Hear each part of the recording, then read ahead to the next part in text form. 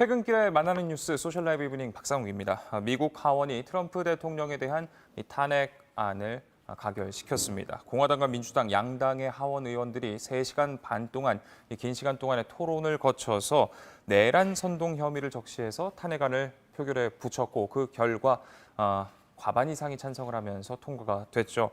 이제 트럼프 대통령에 대한 탄핵 여부는 향후 이어지게 될 상원의 심리와 표결을 통해서 최종적으로 결정이 될 텐데 만약에 상원에서도 마찬가지로 가결이 된다면 트럼프 대통령은 미국 역사상 최초로 탄핵된 대통령이라는 불명예를 안게 됩니다. 그래서 오늘 소셜라이브 이브닝에선 트럼프 대통령의 이 탄핵안 가결로 혼돈에 빠진 미국의 상황을 전해드리고 그리고 이와 함께 점차 다가오고 있는 이 바이든 행정부의 출범, 이 출범으로 변화를 맞게 될 한반도 정세에 대해서 좀 깊이 있게 알아보는 시간 준비했습니다.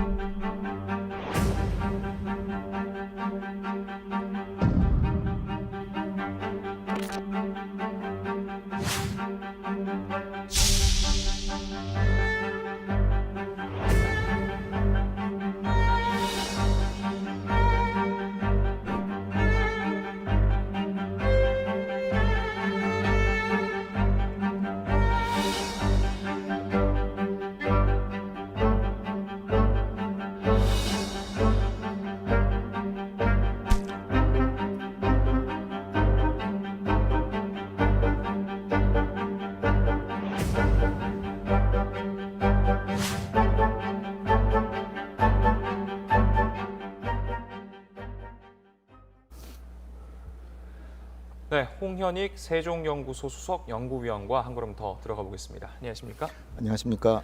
자, 일단 하원에서 이제 탄핵안이 통과가 됐습니다. 이제 그렇게 보면은 지난 2019년이었죠. 그 당시에도 이제 우크라이나 스캔들로 이제 첫 번째 탄핵안이 통과가 됐었고 이번에는 초유의 의회 난입 사태로 이제 탄핵안이 통과가 된 건데 하원만 따져보더라도 이렇게 두 번씩이나 탄핵안이 통과가 된 대통령이 전례가 없었다고요? 네, 미국 대통령으로서는 처음이라고 합니다.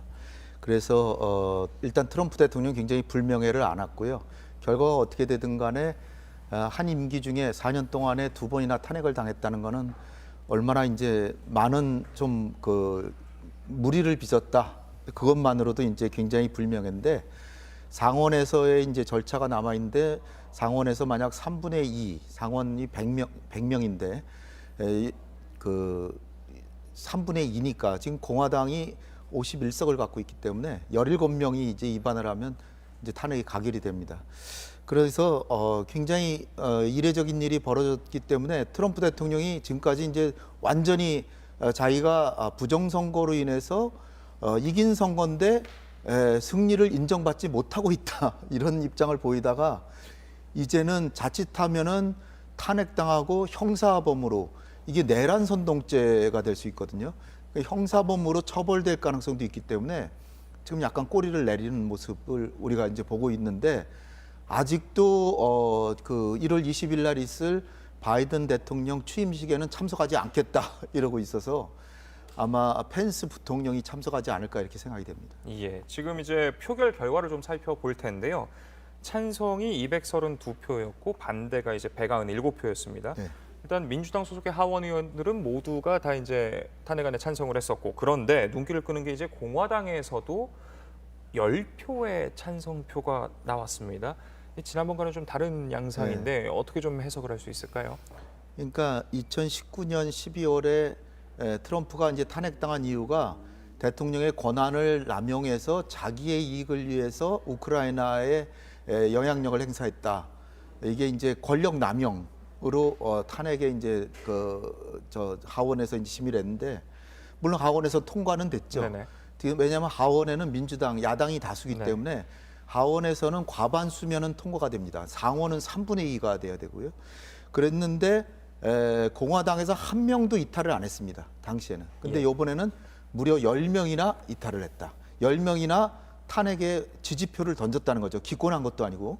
그러니까 이게 상원에서도 그 쉬운 한 명 중에 17명 이게 위반하면 그야말로 역사상 탄핵을 당한 최초의 대통령이 되는 거죠. 예. 탄핵 닉슨 대통령도 탄핵당해서 사임했다라고 이제 우리가 알고 있지만 탄핵 과정이 진행이 돼서 가결될 것이 확실시되니까 닉슨 대통령은 자진 사임했습니다. 예, 예. 그래서 지금도 공화당 내부에서는 트럼프 대통령 불명예를 안고 탄핵당하지 말고 그냥 열을 남겨놓고 그냥 그만둬라. 스스로 물러나라. 이런 얘기들도 많이 하고 있지만 트럼프는 있을 수 없는 일이라고 버티고 있고요. 그래서 지금 귀추가 이제 주목이 되는데 상원에 미치 매코넬 상원 원내대표가 있는데 이 사람이 어떻게 보면 지금 공화당원으로서는 국회의 대표인 거죠. 예. 하원 의장이 그 민주당이 다수가 그러니까 낸시 펠로시가 민주당이기 때문에 네. 상원에서는 상원 의장은 부통령이 당연직으로 하게 돼 있고, 근데 상원의 원내대표가 민주당 원내대표, 공화당 원내대표가 있는데 공화당 원내대표죠. 그리고 다수당이기도 합니다. 지금은. 근데 이 사람이 일단 탄핵 과정에 대해서 뭐 흥미롭다, 자기는 잘된 일이라고 본다는 식으로 얘기를 하고 있어서 예, 예. 트럼프가 아마 밤잠을 설치지 않을까 이렇게 생각이 됩니다.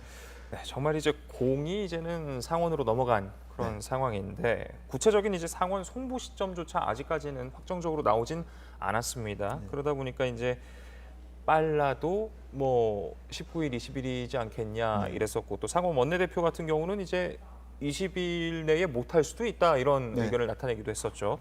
근데 문제는 그렇게 되면 트럼프 대통령의 임기 후가 이제 상원에서의 표결일이 될 수도 있는 건데 이게 모르겠습니다. 이제 아무래도 일단 이런 일 자체가 전례가 없다 보니까 많은 분들이 궁금해하실 것 같은 게 이미 그렇다면 퇴임을 한 대통령에 대해서도 네.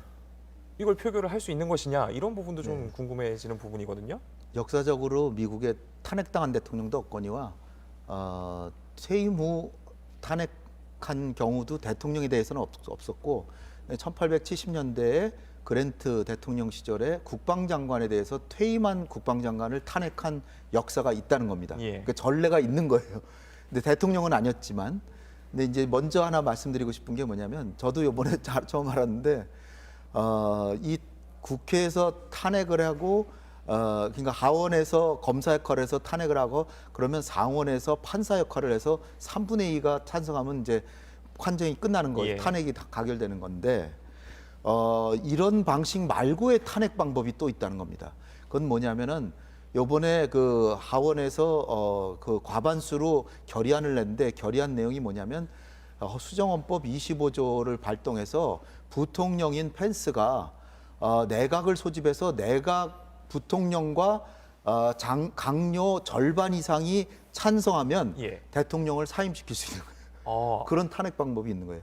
그런데 그 과정을 시작해라. 하루의 여유를 줄 테니까 마이크 펜스가 그렇게 만약 그게 되면 트럼프는 해임되는 것이고요. 예. 그러니까 어떻게 보면 정부 내에서의 반란을 그렇죠. 예, 예. 해라라고 하는데 그게 헌법에 조항이 있어요. 예, 예. 근데 이제 펜스가 반응을 보인 게 그것이 적절하다고 생각되지도 않고 미국의 국익에 부합되지 않는다라고 했기 때문에 그래서 이제 탄핵 과정을 이 국회 과정으로 간 겁니다. 네네. 지금 참고로 대한민국의 탄핵은 국회에서 제적의원 3분의 2가 찬성을 하면 우리는 상원 하원이 없기 때문에 제적의원 3분의 2가 찬성을 하면 박근혜 대통령 때 그랬죠. 헌법재판소로 넘겨서 헌법재판소의 그 판결로 예, 예. 그러니까 헌법재판소가 판사 역할을 하는데 미국은 상원이 판사 그 자체가 되는 겁니다. 그래서 근데 지금 물어보신 것처럼 전에 국방장관에 대해서는 탄핵한 이후에 그러니까 사임한 이후에 그러니까 임기가 끝난 다음에도 탄핵할 한 경우가 있다 그랬는데 그럼 왜 그러느냐? 지금 이것이 관심을 가지는 거는 트럼프 대통령이 지금 선거에서 졌지만 4년 뒤에 다시 나오려고 그러잖아요. 예, 예. 근데 만약에 이번에 그 바이든 임기가 시작된 20일 이후에 탄핵이 되더라도 가결이 되면 가결과 동시에 또 하나의 절차가 시작되는 게 뭐냐면은 그 다시 선거에 못 나오게 하는 그런 법안을 또 가결시켜요. 근데 그 법안은 과반수면 되는 거예요. 예, 예. 그러니까 3분의 2가 상원의 3분의 2가 찬성해서 탄핵이 되는데 다시 못 나오게 하는 건 과반수면 되거든요. 그러니까 다음 선거에 못 나오게 할 수가 있어요. 피선거권을 네. 아예 예. 그러니까 그 비선거권을 박탈하는 거죠. 네네. 근데 이제 그러면 이게 왜 관심이냐? 왜냐하면 트럼프 대통령이 차기 선거에 4년 뒤에 나온다 그러면 지금 마이크 펜스는 4년 뒤에 자기 나오려고 그러잖아요. 예, 예. 지금 폼페이오 장관도 나오려고 그러고 있어요. 근데 이런 사람들이 또 다른 상원의원도 몇 명 나오려고 그럴 거 아니에요. 이런 사람들이 트럼프가 나온다 그러면 위세에 눌려서 못 나오거든요. 근데 만약에 탄핵안에 슬그머니 찬성표를 던져서 탄핵이 되면 트럼프 없는 경선을 하게 되겠죠. 네네. 그러니까 공화당 상원의원 중에도 관심을 가지고 지지하는 사람들이 생긴 거예요. 예. 또 하나는 이번에 탄핵 사유가 폭도들이 의사당에 난입해서 국회의 입법권을 완전히 침해했거든요. 그러니까 아무리 공화당이라도 국회의원인데 국회를 완전히 권위를 무시했기 때문에 네네. 찬성할 수 있는 거라는 거죠. 그래서 가결될 수도 있다. 그리고 특히 20일 이후에 지금 공화당 상원 원내대표가 19일에야 겨우 소집할 수 있다. 19일에 소집하면 20일 전에 표결을 못 하거든요. 예, 예. 그 얘기는 어쨌든 바이든 취임 이후에 할 수밖에 없는 사정이에요, 지금. 그러니까 어떤 사람은 바이든 임기 개시된 지 100일 뒤에 그렇죠. 하자. 예, 예, 예. 예, 그런 얘기까지도 나오고 있습니다. 그러니까 어떻게 보면 이 임기 이후의 탄핵이라는 것이 그렇다면은 현재 임기에 있는 대통령을 평가하는 것이 아니라 앞으로 더 추가적인 액션을 할 수 없도록 그 다음번 선거에서 나서 피선거권을 지목하도록. 박탈하는 예. 차기 선거에 못 나오게 하는 거죠. 네, 참 이렇게 앞서 잠깐 설명해 주셨다시피 일각에서는 이제 또 바이든의 취임 이후 한 100일 이후에 상원에서 논의를 하자라는 이야기도 나온다고 해주셨는데, 근데 어떻게 보면 바이든 당선인 같은 경우는 조금은 서둘렀으면 좋겠다라는 의견을 피력하기도 했습니다. 지금 이제 바이든 당선인이 이렇게 밝혔더라고요. 상원 지도부가 탄핵과 관련한 헌법상 책임을 다루는 동시에 다른 긴급 사안들을 착수하는 방안을 찾길 바란다. 그러니까 뭐 코로나와 같은 시급한 일들도 잘 챙기되 동시에 탄핵안도 신속하게 챙겨달라 이렇게 이야기를 한 것인데 어떨까요? 바이든의 입장에서는 지금 이런 상황이 바이든은 지금 20일 날 어차피 자기는 취임은 하는데 예. 이제 자기는 미국의 현안들이 많잖아요. 경제도 살려야죠. 코로나 방역도 해야죠. 그다음에 이제 자기 그걸 하기 위해서는 장관들을 다 임명을 해놨는데 부통령이야 이제 뭐 당선됐으니까 네. 부통령은 당연히 되는 거지만 장관들은 인준을 거쳐야 되는데 이거 탄핵한다 그래서 상원의원들이 상원에서 하는데 바쁘다고 이 인준을 더디게 해주면 예. 행정부가 출범을 못 하잖아요. 네네. 그러니까 바이든 대통령이 얘기하는 건 20일 이전에 빨리 서둘러 달라 그 얘기고요. 근데 만약에 미치 매코넬 상원 공화당 원내대표 얘기하는 것처럼 19일 날 소집해서 자기 20일 날 취임하는데 20일, 21일 막 계속해서 그 탄핵 가지고만 얘기를 하고 장관들 인준을 안 해주면 행정에 차질이 생긴다. 예, 예. 따라서 완곡하게 탄핵도 중요하지만 다른 국정 문제도 동시에 해주는 능력을 좀 발휘해줬으면 좋겠다 이렇게 설득하고 있는 겁니다. 예, 참 그렇습니다. 트럼프 대통령이 이제 하원에서 이 탄핵 소추안이 가결된 이후에 영상으로 메시지를 냈습니다. 이제 평소와 같았다면 트위터를 통해서 냈었을 텐데 지금 트위터가 막혀 있는 상태다 보니까 어떤 이제 특정 유튜브 채널을 통해서 본인의 입장을 나타냈는데 영상 함께 보시고 나서 이야기 이어가 보도록 하겠습니다. I want to be very clear. I unequivocally condemn the violence that we saw last week. Violence and vandalism have absolutely no place in our country and no place in our movement. Making America great again has always been about defending the rule of law, supporting the men and women of law enforcement, and upholding our nation's most sacred traditions and values. Mob violence goes against everything I believe in and everything our movement stands for. No true supporter of mine could ever endorse political violence. No true supporter of mine could ever disrespect law enforcement or our great American flag. No true supporter of mine could ever threaten or harass their fellow Americans. If you do any of these things, you are not supporting our movement. You are attacking it, and you are attacking our country. We cannot tolerate it. 네, 트럼프 대통령이 이제 의사당 내 폭력 사태에 대해서는 이렇게 비판을 강력히 했습니다. 그런데 뭐랄까요? 이 하원의 탄핵안 가결에 대해서는 별다른 언급이 없었는데 어떤 심경의 변화가 있었던 건지 아니면 다른 의도가 있는 건지. 그러니까 의회의 행동을 완전히 무시하는 거죠. 예. 그러니까 난 그런 거 개의하지 않는다. 그러나 머릿속에는 그게 꽉 차 있는 거죠. 상원에서 가결될까 봐 걱정이 되고, 또 하나는 지금 탄핵도 될 수 있지만 그 형법에 의해서 국가 내란 선동죄로 형사처벌될 수가 있습니다. 국가 내란 선동이면 얼마나 죄가 중하겠어요.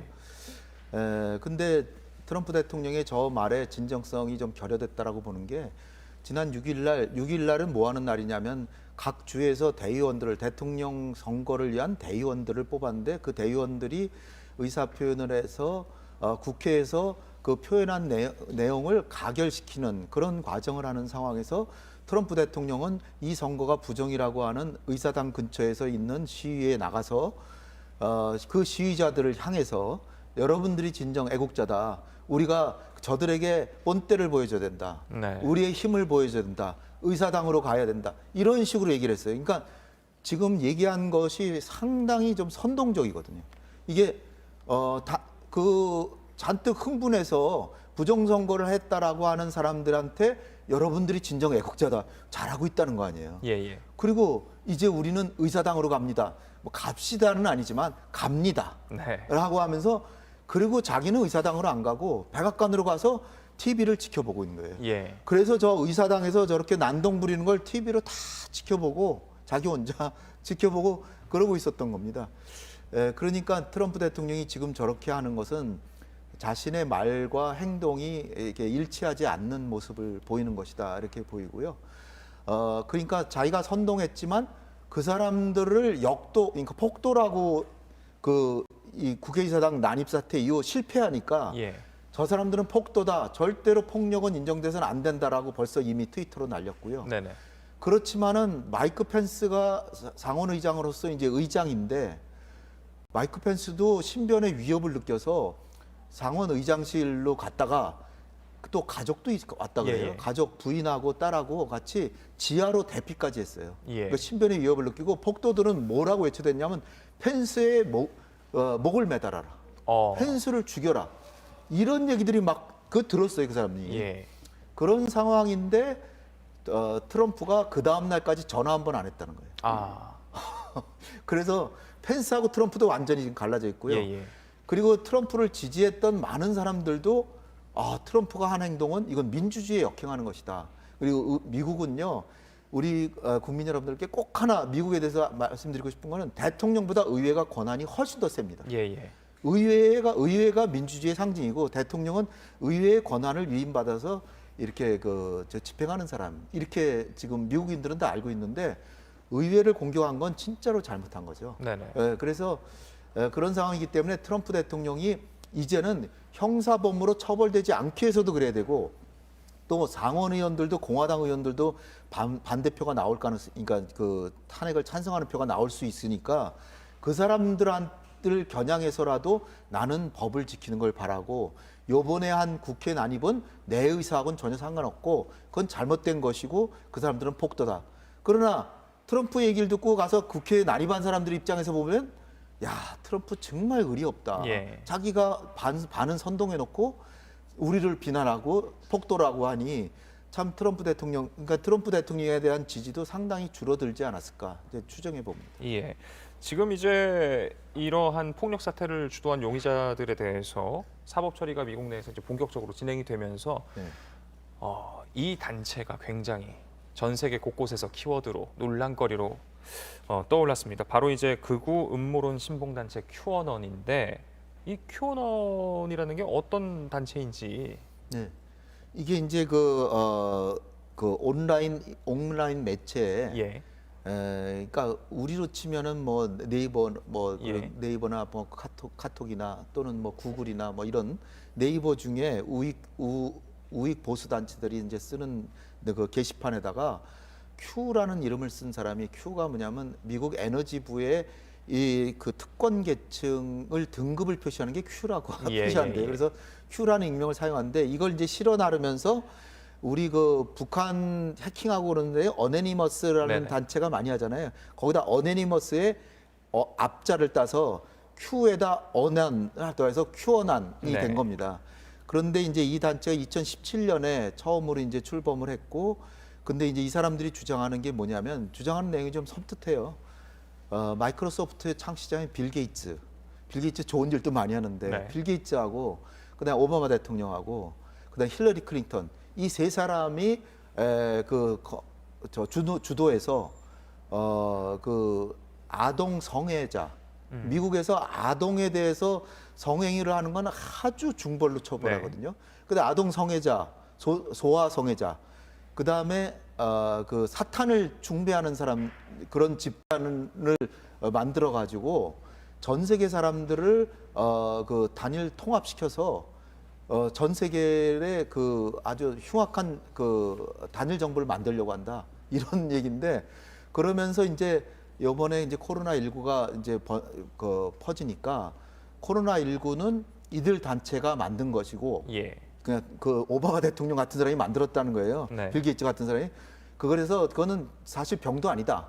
그런데 그걸 방역한다고 하고 만약에 백신을 맞으면 거기다 칩을 심어가지고 아이고. 노예로 만드는 칩이 심어져 있다. 예. 그래서 우리나라에도 일부 이걸 믿는 사람들이 있지 않나, 이렇게까지 생각이 되는데, 근데 이제 이 단체가 이렇게 확대된 게 트럼프 대통령이 정치적으로 활용한 거죠. 네네. 그래서 이 사람들의 글들을 트럼프 대통령이 트위터에 옮기고, 네.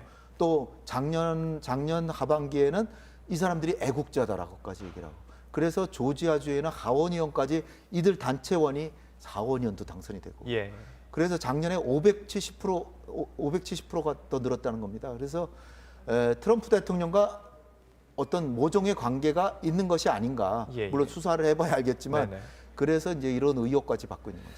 참 이걸 뭐랄까요, 온라인상에서 중심으로 활동을 했었었고, 그러다 보니까 여러 가지 거짓 뉴스, 가짜 뉴스나 아니면은 잘못된 내용들을 옮기면서 지금 이제 온라인상에서 QAnon을 상대로 한 각종 제재들이 잇따르고 있습니다. 네. 지금 트위터만 하더라도 한 계정 7만여 개가 중지가 됐고, 또 이제 아마존에서는 아마존 내에 QAnon 관련 상품들을 모두 내리고, 이런 조치들도 있었습니다. 그런데 이제 한편으로는 이제 이번에 트럼프 대통령 같은 경우도 계정이 영구 정지가 됐죠. 이러한 업체들의 SNS 업체들의 행동들이 자칫 표현의 자유 억압으로 향후 더 발달하게 되는 거 아니냐, 우려의 목소리도 좀 나오거든요. 일단 그 지금 거명한 세 분 입장에서는 빌 게이츠나 오바마나 힐러리 클린턴이나 이런 사람들은 완전히 모독이잖아요. 네네. 그리고 무슨 증거가 있는 게 아니거든요. 그런데 저도 이런 걸 받은 적도 있어요. 이런 게 막 흘러다니더라고요. 그냥 그래서 빌 게이츠가 전 세계를 또 뭐 유태인들하고 또 뭐 이렇게 또 연합한다든지 뭐 네. 이런 하여튼 온갖 소문들이 많은데요. 그런데 이게 내용이 어떤 입증된 거, 제가 알기로는 명예훼손이라는 게 사실을 공공에게 알려도 명예훼손죄가 되는 겁니다. 예예. 그러니까 사실 여부와 사실이더라도 명예훼손죄가 되거든요. 그렇죠. 근데 이건 사실도 아닌 거를 더군다나 세계 정부를 하고 그다음에 내용이 굉장히 섬뜩한 내용이잖아요. 그래서 국가 안전 질서, 세계 질서를 굉장히 혼란스럽게 하는 거기 때문에 저는 이런 건 일정한 제재가 필요한 것이 아닌가. 우리도 대북 전단 살포 가지고도 말이 많잖아요. 예예. 근데 대북 전단 살포도 제 입장은 이것이 표현의 자유를 일부 좀 제한하는 측면은 있어요. 그런데 그럼에도 불구하고 남북 접경지에 사시는 분들이 어마어마하게 많잖아요. 그분들이 전단을 살포하면 몇 사람이 표현의 자유를 위해서 전단을 살포하는데 그 살포하는 사람의 한 100배 이상의 사람들이 농사 짓다가도 비상이 걸려가지고 북한이 또 고사총을 쏘거나 그럴지 모르니까 비상이 걸려서 농사 짓다가도 들어와야 되고 언제 또 지붕에 또 총탄이 날라올지 알 수가 없고 그리고 전단 살포한 게 또 지붕에 떨어지기도 하고 지붕이 부서지기도 하고 이제 그러니까 어떻게 보면 저는 민주주의 국가에서 이 표현의 자유라고 하는 건 타인의 자유를 침해하지 않는 한도 내에서 인정이 되는 것이지 자유라고 무조건 다 인정되는 건 방종이라 그러잖아요. 그러니까 표현의 자유를 일부 규제하지만 그것의 규제가 타인의 생명과 재산과 자유를 지키기 위해서 하는 것이기 때문에 그런 거는 공익을 위해서 저는 할 수 있는 것이다. 저는 그렇게 보는 입장에서는 이런 QAnon에 대한 일종의 규제 같은 건 전 필요하다. 그렇게 저는 봅니다. 자, 끝으로 이제 트럼프 대통령의 임기가 얼마 남지 않은 만큼 바이든 행정부의 출범도 얼마 남지 않은 상황입니다. 그래서 저희가 이제 바이든 행정부의 외교안보 라인을 CG로 준비를 했는데 함께 보면서 좀 이야기를 나눠보면 좋을 것 같습니다. 자, 지금 면면을 살펴보면 일단 과거에 대북 정책에 정통하거나 이제 한반도 정책을 한 번쯤은 다뤄본 이제 한반도 전문가라고 불리는 사람들도 포진이 되어 있습니다. 이제 또 반길만한 일인 거 아니야? 우리 입장에서는 이런 분석도 나오기도 하는데 어떻게 보시는지요? 반기기까지 할 건 아닌 것 같은 예. 게요. 왜냐하면 이게 왜 그러면 과거의 본분들이 다 이렇게 다시 등장하느냐? 바이든 대통령 당선자가 오바마 행정부 때 부통령을 했고 예. 오바마 대통령은 인권 운동가였지 국제 정치 잘 몰랐어요. 근데 바이든 지금 당선자는 상원에서 36년 동안 상원 의원을 하면서 상원 외교위원장도 하고 네네. 국제 정치를 아주 잘하는 분이에요. 그러니까 바이든 그 오바마 시절 8년 동안 바이든이 그 외교 정책을 좌지우지했던 그런 상황이기 때문에 그 당시에 자기가 쓰던 사람들 잘 알잖아요. 예. 그 자기를 또 그 상원의원 할 때 계속 보좌하고 그런 사람들을 이제 했는데 장단점이 있다라고 하는 건 뭐냐면 이분들이 피보트 투 에이시아 그래서 유럽이나 중동을 중점을 두던 미국의 의결을 오바마 행정부 때 아시아가 더 중요하다. 네네. 중국을 보기 시작하고 중국을 견제하고 대중 강경파 인사들이에요. 근데 대중 강경파면 북핵 문제 해결에 상당히 좀 강경한 입장을 띨 가능성이 많은데 더군다나 오바마 8년 동안의 전략적 인내라 그래서 뭐 무력을 사용하지는 않지만 그렇지만 북한이 먼저 핵을 포기할 수 있다는 의사를 표시하기 전에는 대화조차 안 하겠다 이런 네네. 내용이거든요. 그러나 이분들이 우리에게 좀 기회가 되는 건 한미 동맹에 대해서는 상당히 중시하는 사람들이에요. 국방부 장관, 국방부 부장관, 또 뭐 국무부의 장관, 차관 뭐 다 이런 사람들이 한미 동맹에 대해서는 뭐 신념을 갖고 있는 사람이니까 방위비분담금 문제는 쉽게 해결될 거예요. 예, 예. 일단. 근데 이제 지금 북한의 당대에서도 김정은의 태세가 뭐냐면 미국이 양보적으로 북핵 문제에 나오지 않으면 대화조차 하고 싶지 않다.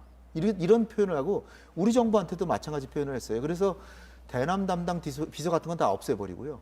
그리고 대남 협상가들은 다 강등시켰어요. 네. 그런 상황에서 북한이 먼저 선뜻 양보할 것 같지도 않은데 미국도 만약에 전략적 인내 정책으로 간다 그러면은 이거는 북핵 문제 해결을 위한 협상이 시작되기 매우 어려운데 그러나 또 긍정적인 측면이 또 하나 있는 건 뭐냐면 바이든 대통령이나 토니 블링컨이나 뭐 제이크 설리번 이런 커트 캠벨 이런 사람들이 핵 문제 이란 핵 문제를 이란이 핵을 중단만 해도 제재를 해제시켜 주겠다 이렇게 해서 어떻게 보면 또 다른 측면에서 보면 또 김정은하고 북한이 핵을 동결만 해도 제재 완화를 하면서 타협할 수도 있기 때문에 예.